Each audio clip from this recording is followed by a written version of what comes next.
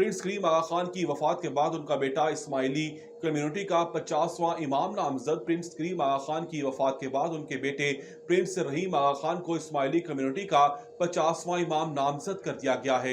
Ismaili community के 49वें इमाम Prince करीम आगा खान 88 साल की उम्र में 4 फरवरी 2025 को पुर्तगाल के दारुल हुकूमत लिस्बन में इंतकाल कर गए। प्रिंस करीम आगा खान की वफात के बाद उनके बेटे प्रिंस रहीम आगा खान को इस्माइली कम्युनिटी का 50वां इमाम नामजद किया गया है। इस्माइली कम्युनिटी के 50वें इमाम की हैसियत से प्रिंस रहीम आगा खान अपने वालिद की और समाजी कामों की विरासत को आगे बढ़ाएंगे जो दुनिया भर में सेहत, तालीम, मुआशरत और सकाफत के शोबों में नुमाया है। प्रिंस रहीम आगा खान 12 अक्टूबर 1971 को पैदा हुए थे। इंदौर से तालीम हासिल की और 1995 में ब्राउन यूनिवर्सिटी से तकाबली अदब में बैचलर ऑफ आर्ट्स की डिग्री हासिल की। तालीम मुकम्मल करने के बाद प्रिंस रहीम आगा खान ने आगा खान डेवलपमेंट नेटवर्क में शमूलियत इख्तियार की। प्रिंस रहीम आगा खान की जाती जिंदगी में उन्होंने 2013 में मॉडल कैनरा स्पेयर से शादी की, जिनसे उनके 2 बेटे शहजादा इरफान पैदाइश 2015 और शहजादा सनान पैदाइश 2017 हैं। 2022 में जोड़े ने तलाक ले ली।